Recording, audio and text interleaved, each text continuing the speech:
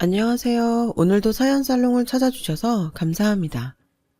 저는 다문화 문화원에서 아이들에게 다문화 관련 교육을 하는 여성이에요. 제 남편은 인도 혼혈이에요. 그러니 저는 반국제 결혼을 한 셈이죠. 인도 혼혈과 결혼한다고 했을 때 주변에선 다들 신기해 했어요. 놀라움과 걱정이 반반 섞인 채로요. 주위 사람들 대부분이 인도에 대해서 긍정적인 이미지보다는 부정적인 이미지를 더 많이 가지고 있더라고요. 하지만 오히려 당사자인 저는 그런 걱정이 없었어요. 제 남편은 인도인 피가 흐르긴 하지만 국적도 한국이고 언어도 한국어가 가장 편한 사람이니까요. 오히려 힌디어가 불편한 사람이거든요. 이름도 한국 이름으로 쓰고 있어요. 다만 얼굴은 인도 유전자를 확 몰아받아서 딱 봤을 때 동남아 사람이 아닐까 하는 생각이 들곤 하죠. 게다가 저와는 성인이 되고 만난 사이가 아니라 초등학교 때부터 알고 지낸 동네 소꿉친구였거든요. 이 얘기를 하면 다들 어떻게 주위에 인도 혼혈이 있었냐고 신기해해요. 솔직히 그건 저도 신기해요. 그래서 제게 있어 남편은 그냥 오래 알고 지낸 동창 느낌이에요. 알아온 시간이 긴 만큼 공유할 수 있는 추억이 많은 동창부부 정도랄까요? 아무튼 남편과 저는 초등학교부터 고등학교 1학년 때까지 한 동네에서 살았어요. 이후 제가 이사를 가서 연락이 끊겼다가 성인이 되고 다시 만났죠. 저희는 시댁과 10분 거리에 살고 있어요. 남들은 불편하지 않냐고 하는데 저희는 전혀 그런 거 없어요. 오히려 저희 시아버님이 너무 좋으신 분이셔서 저는 시아버님 뵈러 자주 만난 거 싸들고 시댁에 놀러 가곤 하죠. 시아버지께서는 현재 혼자 살고 계세요. 그래서 아버님이 외롭지 않을까 걱정이 돼요. 아버님은 아직 일도 하고 있어서 괜찮다고 하시지만 제 마음은 그렇지가 않아요.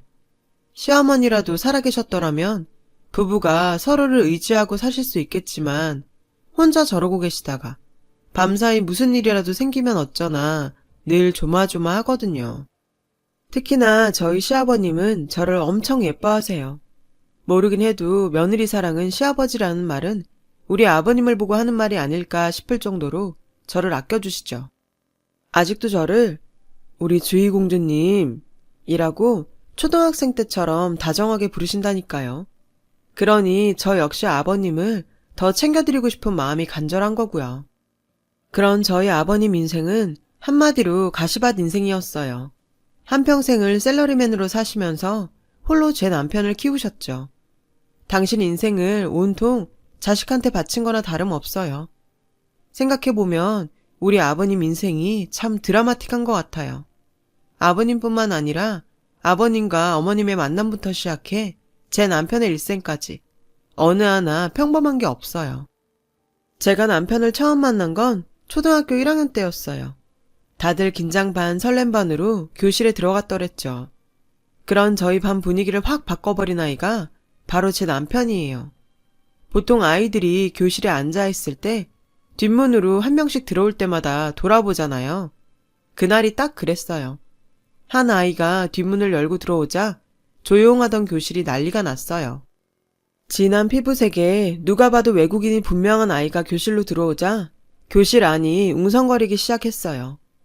대면대면 하던 아이들은 남다른 아이의 등장에 얼굴을 맞대고 수군거렸죠. 아이는 그런 시선이 익숙한 것 같았어요. 이내 주위 눈치를 보면서 시선을 땅으로 떨어뜨리고는 뒤쪽 구석자리에 가서 앉더군요. 자신의 튀는 외모를 감추고 싶어 하는 것 같았어요. 그날 이후 본격적으로 학교 생활이 시작되었고 그 아이는 반 아이들에게 있어서는 암묵적으로 피해야 할 존재가 돼버렸어요.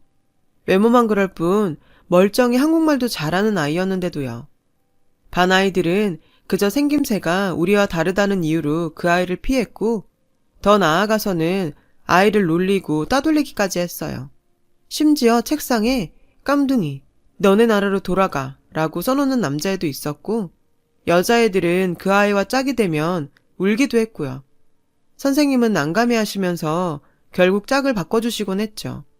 그때 저는 그 아이와 가까워지게 되었어요. 저는 사실 아이의 외모에 크게 놀라지 않았어요. 이모가 이탈리아 사람과 결혼을 하신 탓이었죠. 평소 이모부랑 친하게 지내다 보니 외국인에 대한 이질감이 없었으니까요. 그 아이의 바뀐 짝은 바로 저였어요. 만들기 시간이었는데 저는 그 아이한테 스스럼 없이 대했죠. 내가 여기 만들 테니까 네가 이쪽을 만들래? 그랬더니 그 아이가 흠칫 놀라더라고요. 그러더니 이내 알겠다고 하더군요.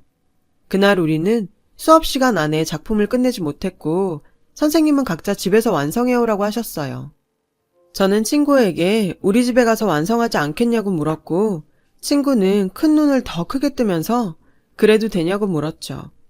저는 우리 엄마가 간식도 줄 거라며 가자고 설득했어요. 망설이다가 고개를 끄덕이더라고요.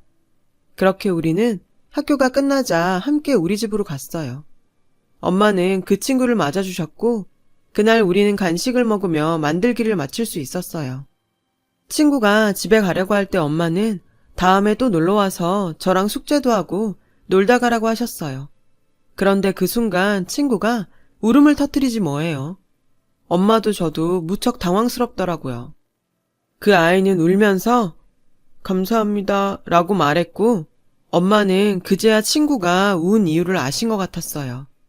친구의 이름을 물어보시곤 이름을 불러주시며 등을 토닥여 주셨거든요. 친구가 가고 나자 엄마는 제게 물었어요.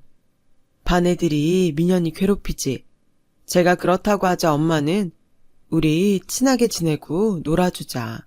이모부가 처음 한국 왔을 때 얘기 기억하지? 지하철에서 어떤 할머니가 이모부한테 양키라고 해서 이모부가 황당했다고 했던 거. 민현이도 같은 기분일 거야. 그러니까 주인 네가 잘해줘야 해. 저는 알았다고 고개를 끄덕였어요. 다음 날 학교에 갔더니 책상 서랍에 초콜릿과 함께 고마워라고 적힌 쪽지가 있었어요. 그날부터 우리는 친구가 되었어요. 여자애들은 왜 쟤랑 노냐며 저도 놀렸죠. 민현이랑 놀면 저도 까매진다나요? 전 혀를 차며 한마디 해줬어요. 야, 그럼 백인 피부 만지면 하얘지냐? 그러자 아이들은 꿀먹은 벙어리가 됐죠.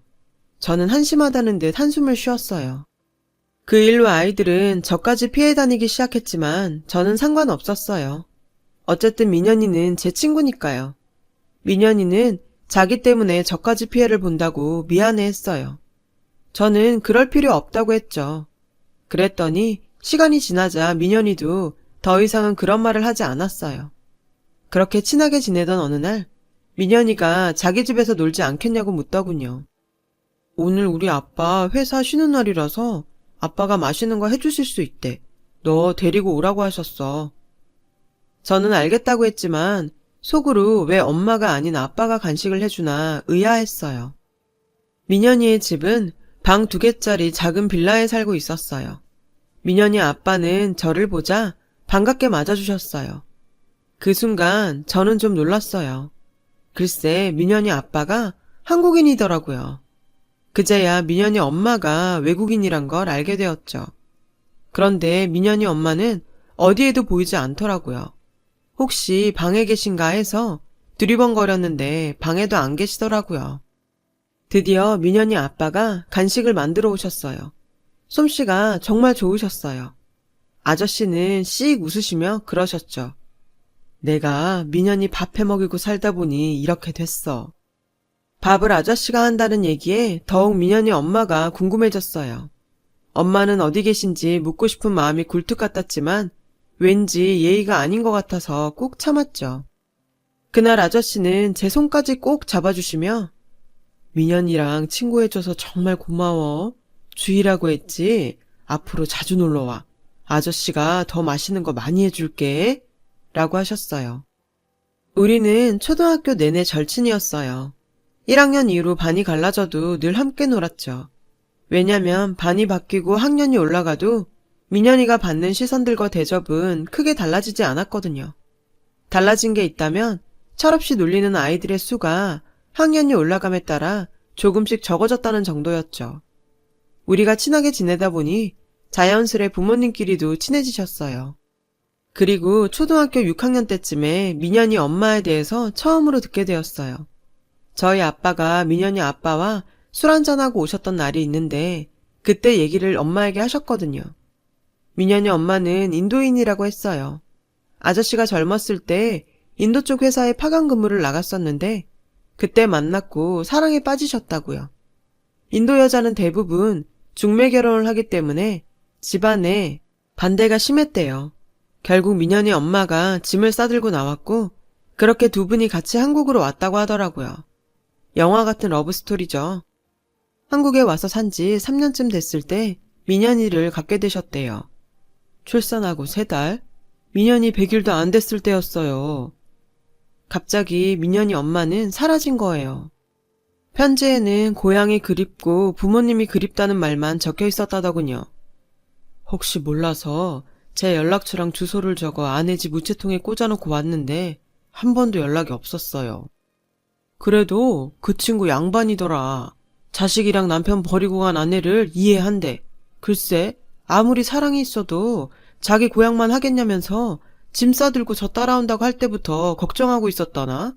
그러면서 담담하게 자기 민현이만 잘 자라주면 그걸로 된다더라고. 아주 부처님 가운데 토막이 따로 없더라니까. 민현이 아빠랑 얘기를 나누고 오신 아빠는 엄마한테 얘기를 전해주시면서 몇 번이나 민현이 아빠에 대해 감탄하셨어요. 같은 남자로서 존경스러울 정도라고요. 그러니까 민현이는 엄마를 한 번도 본 적이 없는 거였어요. 아기 때는 민현이 고모랑 친할머니가 키우는 걸 도와주셨대요. 얘기를 듣고 나니 친구가 불쌍했어요. 그래서 민현이 앞에서 민현이 엄마에 대한 얘기는 한 번도 꺼낸 적이 없어요. 괜히 꺼냈다가 상처를 줄 수도 있을 것 같았거든요. 그냥 평소처럼 친구로 지내면서 챙겨주는 게 낫겠다 싶었죠. 그렇게 우리는 중학교까지는 같이 졸업을 했는데 고등학교에 입학하기 전 저희 가족이 이사를 가게 되었어요. 아빠가 타 지역에 있는 회사로 옮기셔서 할 수 없이 이사를 해야 했거든요. 다른 건 몰라도 민현이와 헤어지는 게 정말 아쉬웠어요. 우리는 연락하자는 약속만 남기고 헤어지게 되었죠. 하지만 다들 알다시피 고등학생들이 좀 바쁜가요? 처음 한 3달은 하루가 멀다 하고 연락을 했지만 고등학교에 입학하고 적응한 뒤로는 자연스레 멀어지게 되더라고요. 이후로는 입시 준비로 바쁘단 핑계로 점점 뜸해지다가 결국 끊기게 되었죠. 그러다 언젠가 문득 생각이 나서 전화를 해보니 없는 번호라고 나오더라고요. 가끔 어디서 잘 살고 있나 궁금하기도 했지만 수능 준비를 하느라 바빠서 그런 생각은 오래가지 못했어요. 힘겨운 고3 시절을 무사히 보낸 저는 이후 대입에 성공해 대학생이 되었고 민현이의 존재를 잊고 살아갈 무렵 정말 뜻밖의 장소에서 민현이와 재회를 하게 되었어요. 학교 동아리에서 저소득층 아이들이 다니는 공부방에 그림을 가르쳐주러 봉사활동을 하러 나갔다가 글쎄 그곳에서 민현이를 만났지 뭐예요. 먼저 저를 알아본 건 민현이였어요. 너 주희 맞지? 저를 부르는 민현이 목소리를 듣고서야 전 민현이를 알아봤어요. 어찌나 반갑던지 주위 신경도 안 쓰고 우린 호들갑을 떨며 반가워했죠. 민현이는 공과대학에 진학했다더라고요. 어릴 때부터 그쪽에 재주가 있었거든요. 공부방에는 대학 동기들과 컴퓨터를 기부하려고 왔다더라고요. 세상 좁다더니 그 말이 딱 이거였죠. 너무 반가워서 그날 일정이 끝나고 민현이네 집에 가기로 했어요. 알고 보니 우리가 이사를 가고 몇 년 뒤 민현이네도 민현이가 합격한 대학교 근처로 이사를 했다더라고요. 아저씨는 제가 집에 들어가자 저를 끌어안으시며 무척 반가워하셨어요. 그날 우리는 아저씨가 지어주신 저녁밥을 먹으며 시간 가는 줄 모르고 수다를 떨었어요. 그리고 얼마 뒤 민현이도 우리 집에 와서 부모님께 인사를 드렸고 이후로는 다시 예전처럼 연락을 하며 가깝게 지내게 되었죠. 주말에는 가족끼리 만나서 식사도 하면서요. 재회하고 반년 정도 지났을까요? 하루는 민현이가 할 말이 있는 사람처럼 머뭇거리길래 무슨 일 있냐고 물었더니 자기랑 사귀지 않겠냐고 그러더라고요. 저 역시 마음에 있던 터라 그러자고 했죠. 그렇게 우리는 소꿉친구에서 연인으로 발전하게 되었어요. 양쪽 부모님을 모두 반기는 연애라서 민현이가 군대에 가 있는 동안에도 전 철저하게 곰신으로 살아야 했지만요. 시간은 흘러 저는 졸업학기를 맞았고 민현이는 제대 후 복학을 했어요. 취업 준비로 머리가 복잡하던 그때 과실에 붙어있는 공고를 보게 되었어요. 인도 봉사활동을 모집한다는 공고였죠. 인도는 민현이 어머니의 고향이었기에 왠지 가깝게 느껴지더라고요. 그때는 그냥 지나쳤는데 집에 들어와 잠자리에 들렸는데 그 모집글이 머리에서 지워지지가 않더라고요. 그래서 취업 준비는 제쳐두고 봉사활동을 신청했는데 덜컥 붙었지 뭐예요. 그래서 3주 동안 인도로 봉사활동을 가게 되었어요. 저와 동기들이 가게 된 곳은 인도 뭄바이에 있는 한 병원이었어요. 우리는 주로 환자들 곁을 지키면서 간호도하고 시트를 갈거나 거동이 불편한 환자들의 손과 발이 되어주는 일을 주로 했어요. 말벗도 되어드리고 싶었지만 우리는 힌디어를 할 줄 몰랐고 환자들은 영어를 거의 못했기 때문에 그러지는 못했죠. 다들 궁핍한 생활을 하는 사람들이라 부양가족들은 하루 종일 일을 해야 해서 환자 옆을 지키는 보호자는 거의 없었죠. 그 중에 기초적인 영단어를 아는 환자분들도 간혹 있었는데 그런 분들과 영단어로 간단한 소통을 하기도 했어요. 말은 안 통해도 다들 저희를 반겨주셨죠. 어떤 분들은 저희들만 보면 고맙다고 눈물도 흘리기도 했어요. 그럴 때마다 그분들께 큰 도움이 되지 못하는 처지라 괜히 죄송하고 마음이 짠하기도 했고요. 그곳에서 제가 유독 마음이 갔던 환자분이 있었는데 창가 자리에 계신 아주머니였죠. 그 아주머니는 신장이 안 좋으시다고 하더라고요. 그 아주머니는 그나마 다른 분들에 비해 영어 소통이 되는 분이어서 간단한 영어로 대화를 나눌 기회가 많았어요. 아주머니는 저를 볼 때마다 늘 온화하고 잔잔한 미소를 지어주셨어요. 다른 환자분들은 저녁 때가 되면 일을 마친 보호자들이 찾아와서 같이 저녁도 먹고 의사 선생님한테 몸 상태도 전해 듣곤 했거든요. 그런데 아주머니는 찾아오는 사람 하나 없이 늘 혼자였어요. 한 번은 마음에 걸려서 간호사한테 물어봤더니 자기도 잘은 모르겠는데 소문에 남편한테 버림받았다는 얘기가 있다고 하더라고요. 그 말을 들으니 아주머니가 너무 불쌍해서 특히 더 잘 챙겨드리게 됐고 나중엔 아예 제 전담 환자가 되셨어요. 3주간의 봉사기간이 끝나고 저와 동기들은 남은 기간 동안 인도 여행을 했어요. 그러다 귀국하기 일주일 전쯤 다시 병원으로 아주머니를 찾아갔는데 전과는 조금 달라지셨더라고요. 늘 미소를 지으시던 아주머니 얼굴이 그날따라 어두워 보이더라고요. 애써 숨기려고 하셨지만 소용없었죠. 저는 무슨 일이 있냐고 물었지만 울기만 할 뿐 대답이 없었어요. 한참을 울기만 하시더니 서랍에서 사진 한 장을 꺼내 보이셨죠. 그러면서 남편이 그립다고 하시더군요. 저는 자기를 버린 남편이 뭐가 그립나 싶어서 의아했어요. 그리고 아주머니가 건넨 사진을 봤는데 그 순간 정말 깜짝 놀라고 말았어요. 사진 속에는 젊은 시절의 아주머니로 보이는 예쁜 인도 아가씨가 있었고 그 옆에는 젊은 남자가 서 있었는데 그 남자가 글쎄 현민이 아버지더라고요. 저는 이 사람이 누구냐고 물었고 아주머니는 자신의 남편이라고 대답했어요. 오늘이 남편 생일인데 챙겨주지도 못한다며 가슴 아파하셨죠. 집안의 반대를 무릅쓰고 남편을 따라 한국에 갔었고 그곳에서 아이까지 낳고 행복하게 살았지만 얼마 뒤 고향에서 온 편지를 받게 되었다더군요. 엄마가 위독하다는 연락이었죠. 잠깐 엄마만 보고 돌아가려고 편지에 엄마가 보고 싶어 간다고 써놓고 왔는데 인도에 도착해서 공항을 나서자마자 남자들이 달려와선 아주머니 머리에 검은 천을 씌우곤 끌고 갔다더라고요. 도착해보니 눈앞에 친오빠가 있더래요. 이게 다 오빠의 계획이었던 거죠. 아이와 남편이 있는 한국으로 가려고 도망도 쳐봤지만 번번이 실패했고 결국 집안에서 정해준 남자한테 강제로 시집을 가게 되었다고요. 그날 이후 아주머니는 남편과 오빠들의 감시 속에서 살게 되었대요.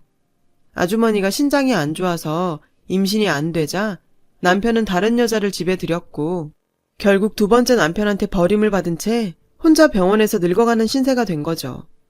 소원이 있다면 죽기 전에 우리 아들과 사랑하는 남편을 보는 거라며 눈물을 흘리셨어요. 사건의 전말을 듣게 된 저는 놀라지 않을 수 없었죠. 민현이 엄마가 민현이와 아저씨를 버린 게 아니라는 걸 알게 되었으니까요. 제 머릿속에는 온통 빨리 한국으로 돌아가 이 사실을 민현이와 아저씨한테 알려야겠다는 생각뿐이었어요. 그래서 한국에 도착하자마자 민현이 집으로 달려가 아저씨한테 모든 사실을 알렸고 제가 찍어온 아주머니 사진도 보여드렸어요. 사진을 보자마자 아저씨의 눈이 떨리기 시작했고 이내 눈물이 떨어졌어요. 그리고는 이내 고개를 푹 숙이시더니 한참 동안 서럽게 우시더군요. 그랬구나. 역시 그랬어. 실아는 자식을 버릴 만큼 나쁜 사람이 아닐 거라고 믿었는데. 아저씨는 고맙다며 몇 번이나 고개를 숙이셨어요. 그날 저녁 엄마 소식을 들은 민현이는 엄마가 자신을 버렸다고 생각해서 평생 미워했었다며 처음으로 엄마에 대한 속내를 드러냈어요. 그리고는 아저씨를 부둥켜 안고 펑펑 울었죠. 얼마 뒤 저는 아저씨와 민현이를 데리고 인도로 향했어요. 두 부자는 만감이 교차하는지 내내 굳은 얼굴이었어요. 뭄바이 공항에 도착한 우리는 바로 병원으로 향했어요. 병실에 들어서자 아주머니는 절 보고 반갑게 웃으셨고 뒤따라 현민이와 아저씨가 들어서자 말도 못한 채 눈물만 흘리셨죠. 그리고는 서툰 한국어로 통철씨 라고 아저씨 이름을 부르셨어요. 아저씨는 울먹거리며 아주머니한테 다가가서 늦어서 미안하다며 아주머니를 끌어안고 아이처럼 엉엉 우셨어요. 그리고는 민현이를 불렀죠. 민현이는 눈물이 그렁한 채 머뭇거리다 아주머니 품으로 달려가 안겼어요. 아주머니는 민현이를 덥석 끌어안고는 서툰 한국말로 미안해, 미안해를 연발하셨죠. 민현이는 난생 처음 엄마를 부르며 펑펑 울었어요. 그날 병원에서 민현이 가족은 완전히 슈퍼스타였어요. 그리고 저는 본의 아니게 칭찬 세례를 받았죠. 간호사들은 저를 향해 엔젤이라며 엄지손가락을 치켜 세웠어요. 아주머니는 저랑 민현이가 사귄다는 얘기를 들으시고는 정말 기뻐하셨어요. 둘이 꼭 결혼하라고 하시면서요. 그렇게 우리는 인도에서 보름 정도를 보냈어요. 인도를 떠나오던 날 아저씨와 민현이는 아주머니 앞에서 한참을 울었어요. 곧 돌아올 거라며 몸 건강히 잘 지내고 있으라고 몇 번이나 신신당부를 했어요. 아주머니는 고개를 까닥거리며 인도식으로 알겠다고 대답을 하셨죠. 한국으로 돌아오고 나서도 아저씨와 민현이는 아픈 아주머니를 보기 위해 수도 없이 인도를 드나들었어요. 아저씨는 직장 때문에 길게 휴가를 낼 수 없어서 민현이와 번갈아 출국을 하셨죠. 그 사이 저는 졸업을 했고 취직을 하게 되었어요. 민현이는 남은 학기를 마치느라 여념이 없었고 방학 중에는 어머님을 만나러 인도로 향하곤 했죠. 그렇게 시간은 흘러 민현이도 졸업을 하게 되었고 취업도 하게 되었어요. 민현이 취업이 확정되자 우리는 결혼 날짜를 잡았어요. 아주머니의 병세가 악화돼서 식을 서둘러야 했거든요. 하지만 아주머니는 우리 결혼을 한 달여 앞두고 돌아가시고 말았어요. 유골은 어렵게 한국으로 모셔왔고 납골당에 안치했어요. 오랜 이별에 비해 너무도 짧은 만남이었기에 모두들 가슴 아파했죠. 주희 덕분에 그래도 이 사람 마지막이 행복했을 거야. 주희야, 정말 고맙다. 납골당에서 돌아오던 날 아저씨는 제 손을 꼭 잡고 몇 번이나 고맙다는 말을 하셨어요. 그리고 며칠 뒤 집으로 저를 불러 가방 하나를 주시더군요. 그 안에는 아주머니께서 제게 남긴 선물이 들어있었어요. 인도 전통 홀레복과 아주머니가 쓰시던 보석과 장신구였죠. 실아가 주는 결혼 선물이야. 네가 받아주었으면 좋겠다. 저는 그것들을 보는데 눈물이 왈칵 쏟아졌어요. 민현이는 그런 저를 달래며 그러더군요. 비록 짧았지만 엄마와 보낸 시간은 내 인생의 가장 소중한 순간으로 기억될 거야. 모든 게 네 덕분이야. 고마워. 엄마가 원한 대로 우리 행복하게 살자. 그리고 아주머니의 바람은 정말 이루어졌어요. 우리 부부는 세상 그 누구보다 행복한 시간을 보내고 있으니까요. 사랑하는 남편과 며느리밖에 모르는 시아버지. 제게는 누구보다 든든한 두 남자가 있으니 아무 걱정 없거든요. 앞으로도 지금의 이 마음 변치 않고 살아갈 거예요. 하늘에서 내려다보실 시어머니를 위해서라도요. 제 긴 사연을 들어주셔서 감사드려요. 여러분의 가정도 평안하시길 바래요. 여러분, 사연 댓글에 응원과 현명한 조언 부탁드려요. 좋아요와 구독은 저에게 큰 힘이 됩니다. 오늘도 좋은 일 가득하세요.